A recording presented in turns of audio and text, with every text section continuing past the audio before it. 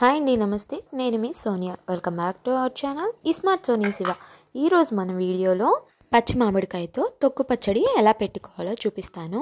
మామిడికాయల season వచ్చింది అంటే ఎప్పుడెప్పుడు ఆవకాయ పెట్టుకోవాలా అని ఎదురు చూస్తూ ఉంటాం. అయితే ఆవకాయ పెట్టడానికి ఇంకా టైం ఉంది కాబట్టి ఇప్పుడు ఈ పచ్చడితో మనం సాటిస్ఫై అయిపోవచ్చు. సో చేసుకోవడం కూడా చాలా సులువు. సో జస్ట్ 10 నిమిషాల్లో ఈ పచ్చడిని చేసుకొని అన్నంలో కలుపుకొని తినేసేయచ్చు. ట్రై చేసి టేస్ట్ చేసిన తర్వాత ఈ పచ్చడిని అస్సలు వదిలిపెట్టరండి. అంత రుచిగా ఉండే ఈ పచ్చడిని ఎందుకు మిస్ అవ్వాలి? సో రెసిపీ చూసేద్దామా? ముందుగా ఈ మామిడి తొక్కు పచ్చడి కోసం పచ్చి మామిడికాయని ఇక్కడ నేను మీడియం సైజ్ మామిడికాయని తీసుకున్నాను. ఈ మామిడికాయని ఒకసారి కడిగేసుకొని శుభ్రంగా తుడుచుకున్న తర్వాత ఇలా చిన్న చిన్న ముక్కలుగా కట్ చేసుకోవాలి. తొక్కు ఏమీ తీయని అవసరం లేదండి, ఇలాగే కట్ చేసుకోవాలి తొక్కుతో పాటు. ఇప్పుడు ఈ మామిడికాయ ముక్కల్ని ఒక మిక్సీ జార్లో వేసేసుకొని అందులోకి 4-5 వెల్లుల్లిని ఇలా పొట్టు వలుచుకొని వేసుకోండి. ఇందులోకి 1 టేబుల్ స్పూన్ దాకా కల్లుప్పుని వేసుకోండి. అలాగే ఇందులోకి ఒక 1/2 టీ స్పూన్ జీలకర్ర, అలాగే 1/4 టీ స్పూన్ దాకా పసుపు, ఒక 1 టేబుల్ స్పూన్ దాకా పచ్చికారాన్ని వేసుకోవాలి. కారం కానీ ఉప్పు కానీ సరిపోకపోతే మనం తర్వాత అడ్జస్ట్ చేసుకోవచ్చు. సో చూసుకొని కొంచెం తక్కువే యాడ్ చేసుకోండి. సో ఇప్పుడు వీటన్నిటిని కూడా మిక్సీలో పల్స్ మోడ్లో మిక్సీ పట్టుకోవాలి. చూస్తున్నారు కదా, ఇలా కోర్సుగా మిక్సీ పట్టుకోవాలి. మిక్సీలో అయితే పల్స్ మోడ్లో మిక్సీ పట్టుకోవాలి. అదే మీ దగ్గర రోలు ఉంటే కనుక రోట్లో దంచుకోండి. ఈ పచ్చడి టేస్ట్ అనేది చాలా బాగుంటుంది రోట్లో దంచుకుంటే. ఇప్పుడు దీన్ని పక్కన పెట్టేసుకొని ఒక పొయ్యి మీద ప్యాన్ పెట్టేసుకోండి. ఇందులోకి 1 టీ స్పూన్ దాకా ఆవాలు, ఒక 1/2 టీ స్పూన్ దాకా మెంతులు వేసుకొని వీటిల్ని డ్రై రోస్ట్ చేసుకోవాలి. సిమ్లో పెట్టుకొని మరీ మాడిపోకుండా కొంచెం వేగి మంచి స్మెల్ వచ్చే విధంగా ఇలా నేను వీడియోలో చూపిస్తున్న విధంగా వేయించుకోవాలి. వేయించుకున్న తర్వాత వీటిల్ని మిక్సీ జార్లో వేసేసుకోవాలి.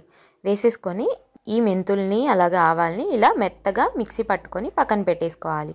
ఇప్పుడు పొయ్యి మీద ఒక బాండి పెట్టేసుకొని అందులోకి 2 టేబుల్ స్పూన్ల దాకా నూనె వేసుకోవాలి. ఇందులోకి ఆవాలు, జీలకర్ర, మినపప్పు అలాగే ఎండుమిర్చిని వేసుకోవాలి.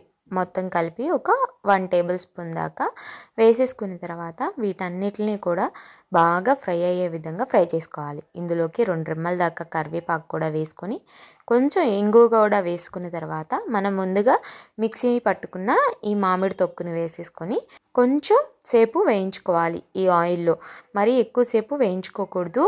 వీటిల్లో మనం జీలకర్ర అలాగే వెల్లుల్లి వేసాం కదా, దాంట్లోంచి పచ్చివాసన పోయేంత వరకు వేయించుకున్న తర్వాత స్టవ్ ఆపేసుకొని పక్కన పెట్టేసుకోవాలి. ఇలా స్టవ్ ఆఫ్ చేసుకొని పక్కకు దించుకొని బాగా కంప్లీట్గా చల్లారిపోనివ్వాలి. ఇలా కంప్లీట్గా చల్లారిపోయిన తర్వాత ముందు మనం పౌడర్ చేసుకున్నాం కదా ఆవాలు, మెంతి పొడి, అది కూడా వేసేసుకొని కలిపేసుకొని సర్వ్ చేసుకోవడమే. అంతేనండి. వేడి వేడి అన్నంలో ఈ మామిడికాయ తొక్కు పచ్చడి వేసుకొని అలా నెయ్యి వేసుకొని తింటే అబ్బబ్బా చాలా బాగుంటుంది. డెఫినెట్గా మీరు కూడా ట్రై చేయండి. మామిడికాయ పచ్చడి అంటే ఇష్టం ఉన్నవాళ్ళు, ఆవకాయ అంటే ఇష్టం ఉన్నవాళ్ళు డెఫినెట్గా ఈ పచ్చడితో క్రేవింగ్స్ అన్నీ కూడా సాటిస్ఫై అయిపోతాయి. సో తప్పకుండా ట్రై చేసి మీ ఫీడ్బ్యాక్ని నాతో షేర్ చేసుకోవడం అస్సలు మర్చిపోవద్దు.